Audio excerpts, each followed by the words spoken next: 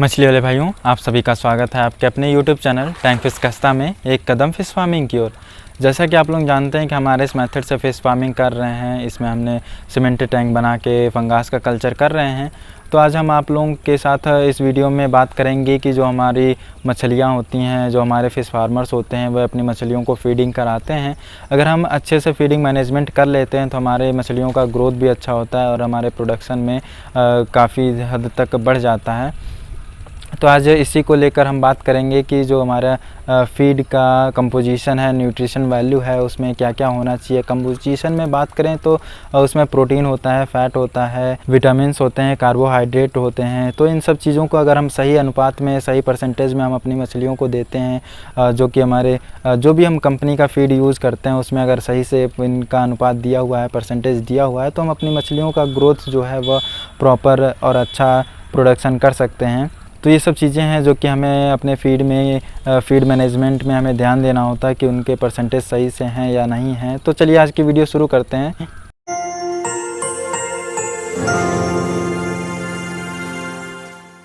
तो फीड के कंपोजिशन में बात करें कि जो हमारा कंपोजिशन में सबसे पहले प्रोटीन आता है। तो प्रोटीन जो होता है वह एनर्जी सोर्स का काम करता है हमारी मछलियों के लिए और वो ये मसल्स भी डेवलप कराता है। अगर प्रोटीन की कमी हो जाएगी तो हमारे मछलियों में मसल्स नहीं डेवलप होगा और ये ग्रोथ भी कराता है। अगर मसल्स डेवलप होंगे तो हमारी मछलियों का ग्रोथ भी होगा। अगर हम मछलियों में प्रोटीन की कमी कर देते हैं तो हमारी मछलियों का मसल्स भी ग्रोथ नहीं होगा और स्लो ग्रोथ हो जाएगा। इसमें हम अगर ज़्यादा प्रोटीन मछलियों को दे देते हैं तो हमारी मछलियाँ जो होंगी, मोर्टेलिटी उनमें होने लगेगी और उनमें ओवरफीडिंग होने लगेगी, जिस कारण से हमारी मछलियाँ जो होंगी वो मरने लगेंगी। उसके बाद बात करें कि जो हमारा प्रोटीन होता है, प्रोटीन में क्या क्या होता है, यानी कि प्रोटीन के कंपोजिशन के बारे में बात करें तो उसमें नाइट्रोजन जो होता है वह 16% होता है, ऑक्सीजन 21% होता है, कार्बन जो होता है वह 51% होता है और जो हमारा हाइड्रोजन होता है वह 6% होता है। तो हम ये जो कि प्रोटीन का अच्छा कंपोजिशन होता है हमारी जो हम फीड में यूज़ करते हैं। अब फीड के दूसरे कंपोजिशन के बारे में बात करते हैं जो कि फ़ैट है। फ़ैट हमारी मछलियों को एनर्जी प्रोवाइड कराता है। अगर हम सही मात्रा में फ़ैट अपनी मछलियों को दे रहे हैं तो हमारी मछलियों का ग्रोथ जो होता है वह बहुत तेज़ी से होता है, प्रोडक्शन भी हम उससे अच्छा ले सकते हैं। अगर हम प्रोडक्शन के चक्कर में अपनी मछलियों को ज़्यादा फ़ैट की देने लगते हैं तो हमारी मछलियाँ जो होती हैं वो हार्मफुल इफ़ेक्ट के अंदर आ जाती हैं, जिससे कि जो हमारी मछलियाँ होती हैं उनमें मोर्टेलिटी वगैरह होने लगती है, जिस कारण से हमारी मछलियाँ जो होती हैं वो मरने लगती हैं। अब फीड के तीसरे कंपोजिशन के बारे में बात करते हैं जो कि कार्बोहाइड्रेट होता है। कार्बोहाइड्रेट भी एनर्जी प्रोवाइड कराने का काम करता है मछलियों में।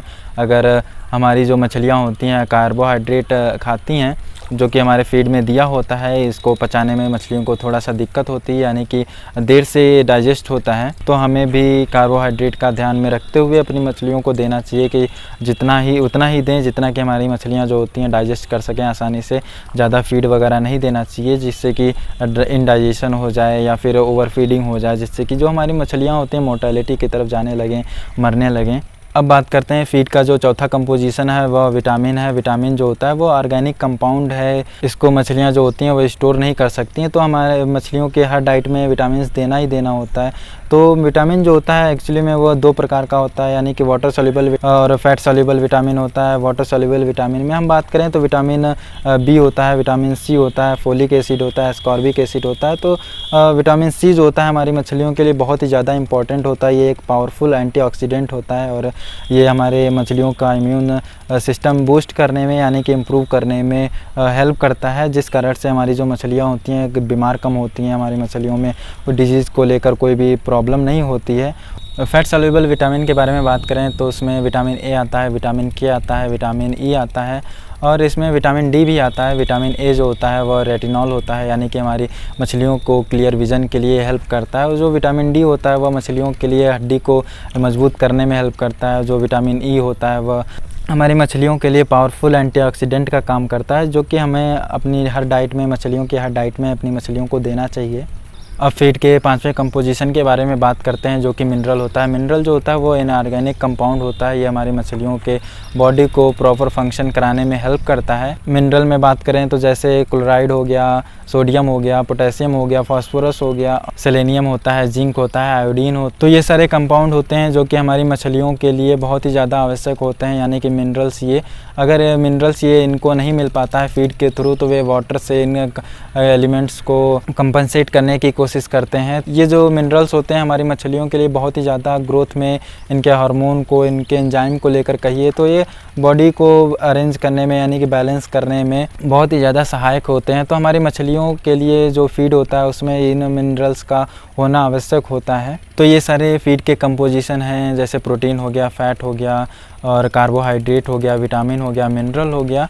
तो इन सब का अगर फीड में हमारे जो जिस ब्रांड का भी हम फीड यूज़ कर रहे हैं उसमें अगर सही से इनका अनुपात है, परसेंटेज है, कंपोजिशन है, तो ये हमारी मछलियों के प्रोडक्शन को लेकर, ग्रोथ को लेकर बहुत ही ज़्यादा फ़ायदा करने वाला है। तो हम अब बात करते हैं कि हम अपनी मछलियों को फीडिंग कैसे करा सकते हैं ये सब चीज़ों के साथ।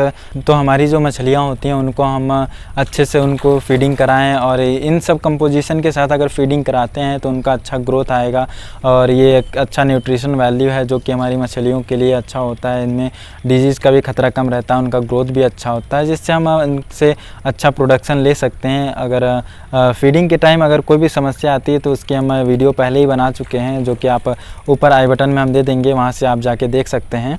तो बात करते हैं कि जो हमारी मछलियाँ होती हैं हम उनको किस अनुपात में यानी कि किस परसेंटेज में हम उनको फीडिंग कराएं, जिससे कि जो हमारी मछलियाँ होती हैं उनमें मोर्टेलिटी भी ना हो, ओवर फीडिंग भी ना हो। तो उसके अकॉर्डिंग हम बताते हैं कि जो हमारी मछलियाँ होती हैं उनको साइज़ के अकॉर्डिंग हम फीडिंग कराते हैं। जो हमारी मछलियाँ होती हैं जैसे 5 ग्राम से लेके 25 ग्राम 30 ग्राम तक की, उनको हम 1 mm ही खिलाएँ, जो कि हमारी मछलियों के लिए सही होता है फीड। उसमें 36 और 4 का यानी कि 36% जो होता है उसमें प्रोटीन होता है और 4% उसमें फ़ैट होता है, जो कि न्यूट्रिशन वैल्यू मछलियों के लिए बहुत अच्छा है। हम प्रिस्क्राइब करेंगे कि आप एबिस का ही खिलाएं।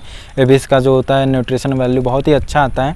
जो हमारी मछलियां हैं जो कि 30 ग्राम से 50 ग्राम के बीच में हैं तो उनको हम 1.5 mm का फीडिंग कराएं, जो इसमें 34:4 का प्रोटीन रेशियो आता है, फैट रेशियो आता है।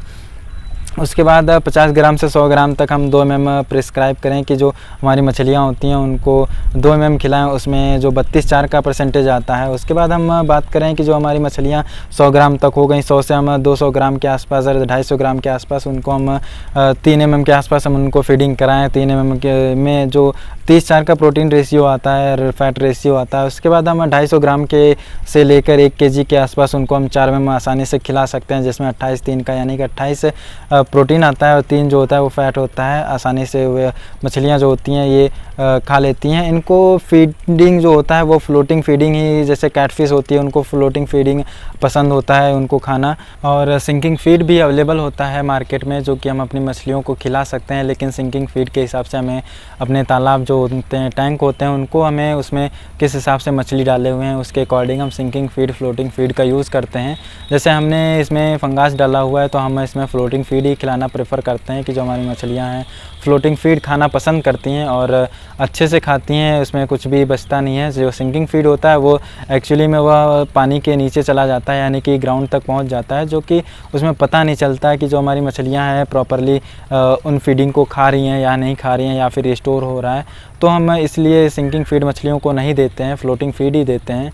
और इसमें फ्लोटिंग फीड जो होता है अगर बच जाता है तो उसको हम निकाल भी सकते हैं, क्योंकि पानी के ऊपर रहता है। उसको हम छन्नी वगैरह से या फिर फ़िल्टर वगैरह से हम उसको निकाल सकते हैं, जो कि हम हमारे लिए भी आसान रहता है। हम तो इसमें हम वाटर पैरामीटर को कंट्रोल कर सकते हैं। अगर हमारी जो फीड होगा अगर हमारे पॉन्ड में इकट्ठा रहता है या फिर जो कि ग्राउंड में जाके इकट्ठा हो जाता है, जो कि उसमें उसका टेम्परेचर अगर बढ़ेगा तो वो अमोनिया बनाएगा, जो कि हमारी मछलियों के लिए, हमारे टैंक के लिए अच्छा नहीं है। तो ये सारी बातें हो गई हैं हमारी मछलियों के फीडिंग को लेकर कि हमने इसमें बात किया कंपोजिशन के बारे में, और इसमें कंपोजिशन में क्या क्या होता है, कंपोजिशन हमारी मछलियों के लिए क्यों ज़रूरी होता है, न्यूट्रिशन वैल्यू क्यों ज़रूरी होता है। हम अपनी मछलियों को न्यूट्रिशन वैल्यू के हिसाब से फीडिंग कराते हैं तो हमें क्या क्या फ़ायदा मिलता है। जैसे ग्रोथ होता है, उनका अच्छा ग्रोथ होता है, उनकी बॉडी जो होती है वो बैलेंस रहती है, उनमें कोई भी डिजीज़ को लेकर ख़तरा नहीं रहता है। तो हमें इन सब चीज़ों को ध्यान में रखते हुए अपनी मछलियों को फीडिंग करानी चाहिए। तो मछली वाले भाइयों, मैं उम्मीद करता हूँ कि आप लोगों को फीड से रिलेटेड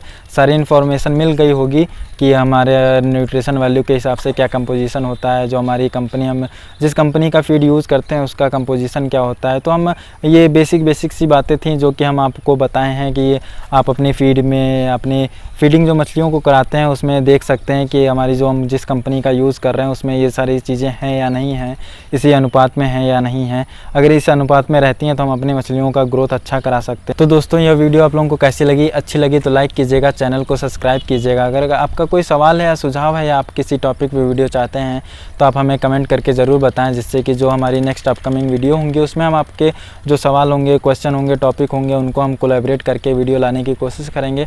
और जो साइड में बेल आइकन है उसे भी आप प्रेस कर लीजिएगा और सब्सक्राइब भी कर लीजिएगा, जिससे कि जो हमारी लेटेस्ट अपकमिंग वीडियो होंगी वो सबसे पहले आप लोगों तक पहुंच जाएं। तो फिर मिलते हैं नेक्स्ट वीडियो में, तब तक आप अपनी मछलियों को दाना पानी और हवा देते रहें।